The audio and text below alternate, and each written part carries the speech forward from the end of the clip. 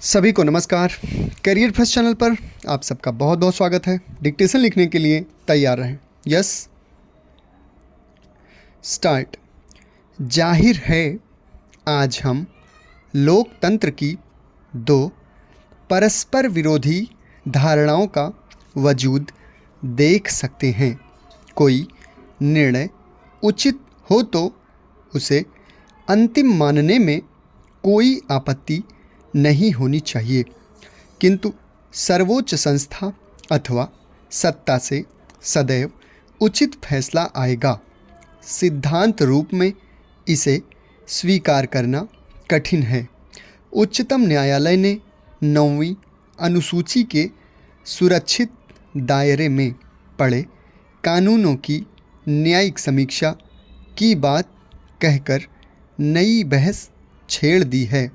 लोकतंत्र बहुमत के शासन और आम आदमी के मूलभूत अधिकारों की सुरक्षा की अवधारणा पर टिका है, किंतु यह भी सही है कि जनतंत्र में वृहत्तर सामाजिक कल्याण को व्यक्तिगत अधिकारों पर तरजीह दी जाती है।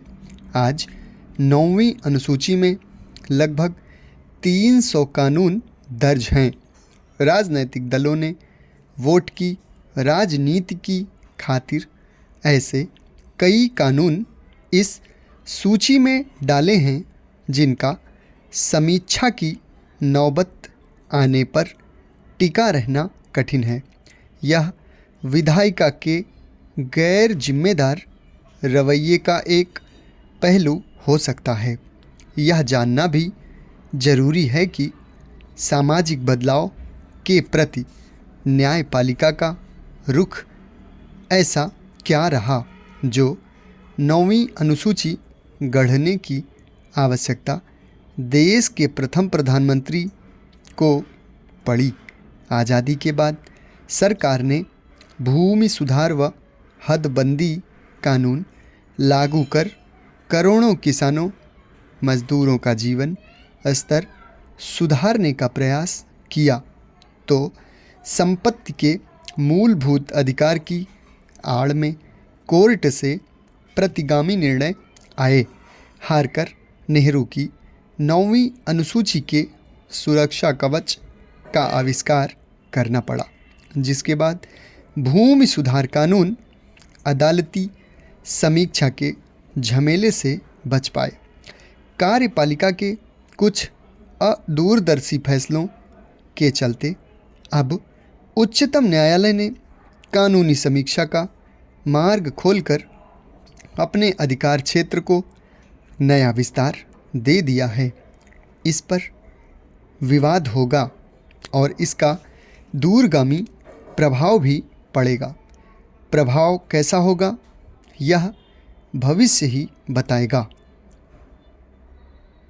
कानून बनाने का अधिकार संसद का है और जनमत का सम्मान करना उसका कर्तव्य, और हर कानून बनाते वक्त केवल मौलिक अधिकारों का ही नहीं, संविधान के नीति निर्देशक तत्वों का भी ध्यान रखा जाना चाहिए।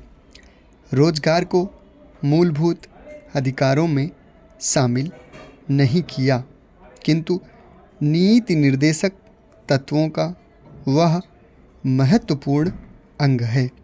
अतः विचारणीय है संविधान के मूलभूत ढांचे की व्याख्या करते समय सुप्रीम कोर्ट मूलभूत अधिकारों और नीति निर्देशों में से किसे प्राथमिकता देता है, यह उसकी इच्छा पर निर्भर करेगा।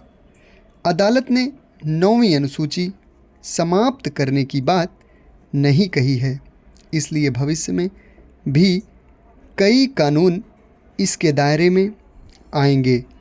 अच्छा हो संसद 9वीं अनुसूची में शामिल किए जाने वाले कानूनों का एक स्पष्ट मापदंड भी तय करे।